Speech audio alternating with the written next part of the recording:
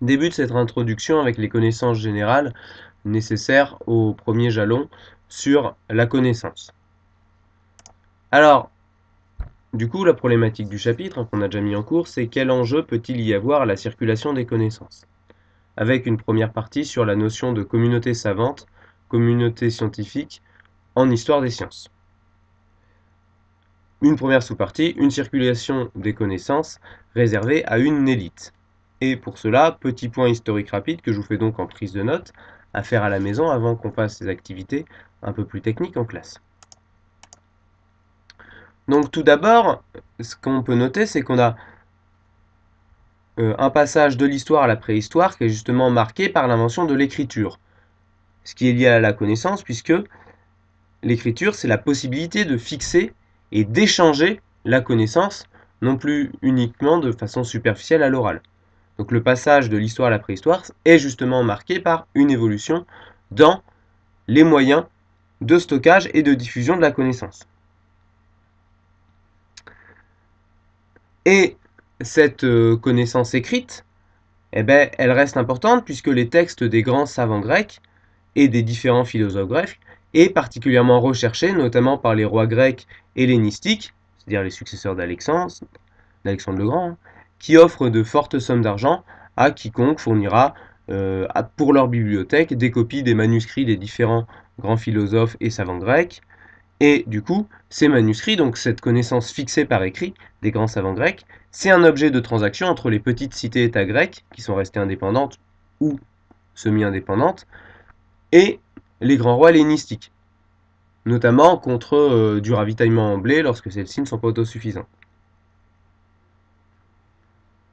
Et cette volonté de conserver justement ce savoir, qui a une très forte valeur, il se poursuit par la suite, puisque on retrouve la même chose chez les souverains arabes des premiers siècles d'islam, où les grands califes, donc les grands empereurs musulmans, eux aussi cherchent à se constituer des bibliothèques, et les grands califes et autres grands seigneurs musulmans offrent eux aussi des primes importantes pour toute personne qui leur fournira les textes ou leur traduction en arabe, des textes des philosophes grecs dont la pensée est reconnue, et donc on voit bien que la connaissance fixée par écrit est une ressource de prestige.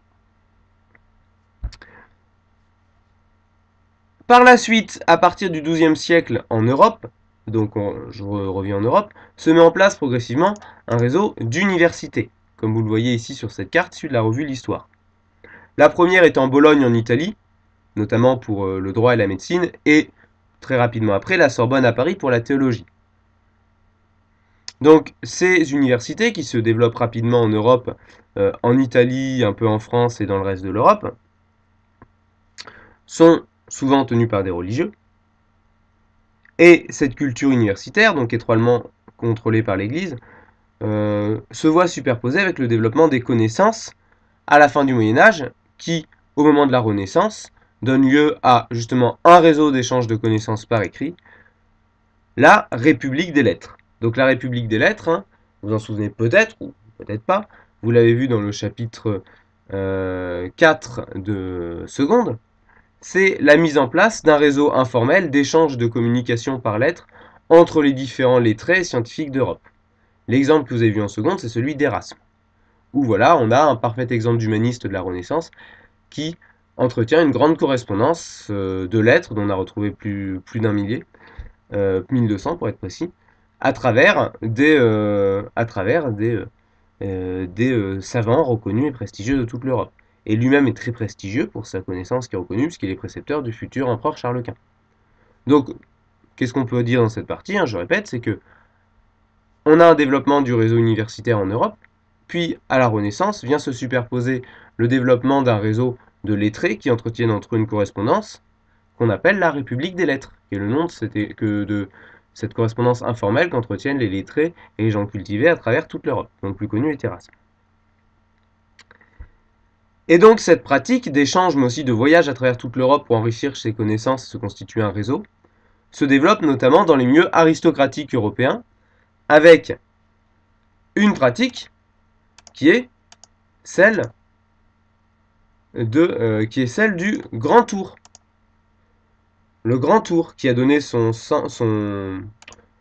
qui a donné le sens actuel du mot tourisme. Donc qu'est-ce que c'était que le Grand Tour? C'est justement un voyage d'apprentissage à travers toute l'Europe pour s'instruire et se former un réseau que pratiquait l'aristocratie européenne. Alors, le mot grand tour était peu utilisé à l'époque, hein. C'est surtout un terme formulé par les historiens à partir des années 60, mais c'est l'ancêtre du tourisme, et il a la même étymologie. Donc c'est ces voyages éducatifs, mais qui étaient extrêmement chers, et donc réservés à une élite, ce qui veut dire que la République des lettres, et la pratique du grand tour à la Renaissance, reste une pratique réservée à une minorité de population lettrée. Et cette minorité, hein, elle a un nom, puisqu'on les appelle les humanistes, qui sont les lettrés de la Renaissance, pratiquant le grand tour lorsqu'ils en ont les moyens, et entretenant un réseau entre eux qu'on appelle la République des lettres. Donc vous voyez à travers ces trois exemples, celui des textes grecs antiques, qui sont recherchés par les rois hellénistiques, puis par les rois musulmans, celui du développement du réseau universitaire, et celui de la République des lettres à la Renaissance avec les pratiques des humanistes, on a un parfait exemple du rôle que prend la connaissance, qui devient un moyen de véhiculation et de diffusion des savoirs avec l'écriture, un moyen qui va obtenir une croissance de plus en plus importante à la Renaissance, notamment avec une invention, là aussi que vous avez vu en seconde dans le même chapitre, qui est l'imprimerie de Gutenberg, qui est mise au point vers 1450, dont le premier livre imprimé date de 1453, qui est une des dates retenues pour la fin du Moyen-Âge, hein, puisque 1453 c'est la chute de Constantinople, donc du dernier empereur romain d'Orient, la construction de l'État royal moderne avec la fin de la guerre de Cent Ans, parce que c'est la bataille de Castillon, mais aussi la diffusion des sciences et des connaissances de manière plus efficace, une diffusion des savoirs à travers l'Europe, avec le premier livre imprimé. Et donc, c'est justement une révolution, hein, là aussi, je reprends un diapositive de seconde, issu de votre manuel de seconde, puisque l'imprimerie permet d'imprimer en beaucoup plus grande quantité, pour beaucoup moins cher que lorsque cela était recopié à la main, et aussi avec beaucoup moins de fautes, des textes qui peuvent donc être dupliqués pour moins cher, en plus grande quantité, avec moins d'erreurs, et donc ensuite véhiculés et revendus pour être accessibles à une plus grande partie de la population. Et comme vous l'avez vu en seconde, on a plusieurs évolutions avec ça. D'une part, une diversification des sujets, puisque c'est plus uniquement des textes religieux, mais aussi de la langue, avec d'un côté le latin, qui était une langue savante, c'est-à-dire de diffusion des connaissances, mais comme les textes sont beaucoup plus nombreux et donc beaucoup plus accessibles, on voit un développement des textes en langue vernaculaire, c'est-à-dire en langue courante, en langue orale. Néanmoins, malgré cette diffusion des savoirs facilitée par l'imprimante, les lettrés restent une minorité, mais ça descend progressivement dans la petite bourgeoisie et la petite noblesse. Et du coup, on a la création de cercles de plus en plus nombreux, où se regroupent localement dans les villes les lettrés de l'époque des Lumières, c'est-à-dire l'époque qui suit la Renaissance à partir du XVIIe et du XVIIIe siècle. Et c'est quelque chose que vous avez vu là aussi en seconde, c'est la pratique au moment des Lumières, des salons et des différentes provinces. Donc on a des salons et des différentes académies. Donc on a la création dans toutes les villes de province, en France et en Europe, de petites académies de province, c'est-à-dire des clubs de lettrés qui se regroupent pour partager et discuter des avancées scientifiques et de salons, comme vous en avez vu en seconde et comme j'en parlais un peu plus tard. Ce qui nous amène à notre partie suivante, l'institutionnalisation de la circulation des connaissances scientifiques. Alors, les avancées scientifiques deviennent un phénomène à la mode porté par les échanges au sein de la République des lettres et des académies provinciales, ce qui permet à de plus en plus de gens de s'y intéresser, aussi bien pour des questions de prestige que pratiques. Et donc, forcément, c'est quelque chose qui intéresse les autorités royales. Ce qu'on voit avec, en 1666, la création de l'Académie royale des sciences par Louis XIV. Et en 1660, donc 6 ans avant, de la Royal Society en Angleterre. Les avancées anglaises et françaises dans ce domaine sont souvent concomitantes. Et donc ces académies, elles sont liées au modèle des courtisans de l'époque, c'est-à-dire que le roi désigne des savants qui sont honorés d'un titre prestigieux et d'une rente financière en échange de mettre leur travail au service du roi. L'objectif ici, c'est vraiment un prestige comparable au mécénat princier qu'on a dans le domaine des arts. Donc les savants sont comparables aux artistes et sont donc tributaires du mécénat princier. Et ça se concrétise avec différentes avancées, puisque ça permet à l'État royal de disposer de scientifiques qui vont servir pour son prestige, mais aussi pour ses besoins, puisque un exemple qui peut être donné, c'est en 1167, donc l'année suivante, la création de l'Observatoire de Paris, qui sert autant pour des questions scientifiques que pratiques, et notamment pour les repères astrologiques afin de faciliter la navigation des bateaux royaux.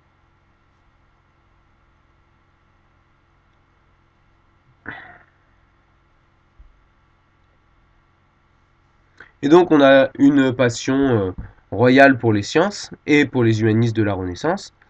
qu'on voit aussi bien à travers les textes anciens et la littérature. Donc on a la création de l'Académie française, de l'Académie des belles-lettres, mais aussi de la société, avec la pratique, je l'ai dit tout à l'heure, avec la pratique des salons. Donc la pratique des salons, là encore je reprends un diapo de la fin du chapitre de seconde, des chapitres de seconde. Donc c'est des réunions privées qui se tiennent chez un particulier, souvent quelqu'un de très fortuné, qui va, je cite, tenir salon. Donc un salon, c'est un endroit où toute la société locale, toute la haute société, va chercher à se faire inviter pour se faire bien voir, puisque c'est une occasion de rencontrer des gens et de montrer son prestige au sein de la société en pouvant se faire inviter dans ces salons. Soit en tant que courtisan dans le spectacle, soit en tant que scientifique reconnu pour donner le spectacle. Et donc vous avez tous les scientifiques et les lettrés qui cherchent à être invités dans les salons, et tous les courtisans qui cherchent à être invités cette fois en tant que spectateurs, pour profiter du spectacle, mais aussi rencontrer d'autres courtisans, et se constituer un réseau. Donc la diffusion des savoirs sert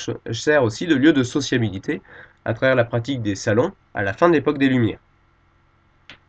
Donc là vous avez l'exemple qu'on a vu en seconde, avec le salon de Madame Goeffrin, en fin d'année de seconde pour ceux qui ont fini le programme.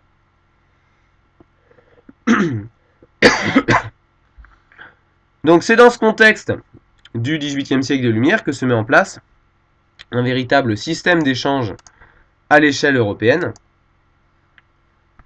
où vous avez du coup chaque académie royale,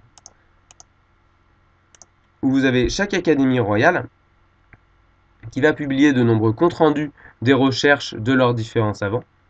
et qui vont ensuite être partagés et diffusés dans les différentes académies de province. Et du coup, à travers toute l'Europe, les grandes académies les plus prestigieuses, notamment celles de Paris et de Londres, donc là je parle des académies scientifiques, Académie des sciences ou Royal Society,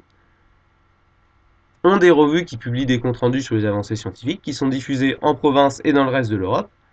et sont lus dans les différentes académies locales. Donc vous avez une carte ici au tableau. Et du coup, ces académies vont parfois renvoyer des lettres aux grandes académies royales pour leur demander des précisions ou des copies. Et vous avez comme ça tout un réseau d'échanges et de connaissances qui se construit à travers toute l'Europe. Et si jusque-là c'était un réseau de courtisans, on va voir progressivement se développer un réseau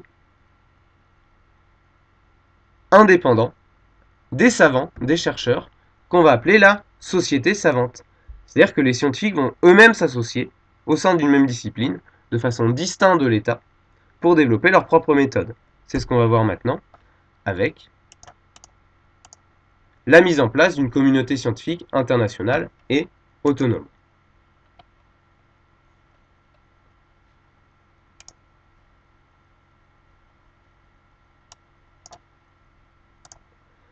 Donc le 19e siècle, donc après le siècle des Lumières, voit aussi le développement du scientisme, c'est-à-dire le développement des sciences modernes, avec le développement de normes et de techniques scientifiques rigoureuses reconnues à l'échelle mondiale. Donc à partir du 19e siècle, la science se codifie de manière plus structurée, avec la mise en place de normes et techniques rigoureuses, aussi bien d'ailleurs dans les sciences physiques que dans les sciences sociales. Alors, si cette pratique reste toujours initiée à l'origine par les États, qui organisent des grands congrès internationaux à partir de 1851, date à laquelle on voit la première exposition universelle, donc grande exposition rassemblant tous les progrès des connaissances de l'époque. Et dans une première catégorie, la première conférence sanitaire internationale pour la médecine. Ces grandes réunions, donc, elles voient la rencontre de chercheurs du monde entier qui sont envoyés par les différents États qui participent, notamment européens à l'époque. Et ces savants vont s'organiser d'eux-mêmes, indépendamment des États, pour se réunir dans les premiers grands congrès internationaux, qui vont donc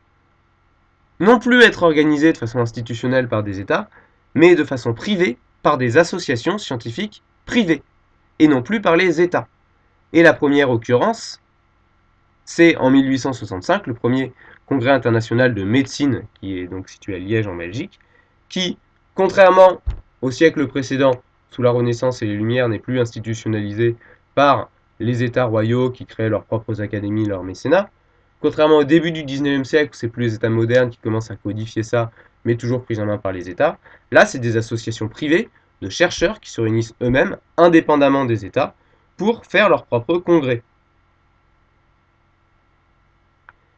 Et ces congrès deviennent une norme, mais aussi un lieu de présentation des grandes avancées scientifiques, en lieu et place des académies royales du siècle des Lumières. Et donc les grandes avancées scientifiques, qui avant étaient présentées dans les revues des académies royales, Académie royale des sciences en France, Royal Society en Angleterre, sont à présent présentées pour être reconnues lors des grands congrès internationaux. Un exemple très connu pour les avancées scientifiques, toujours en médecine, c'est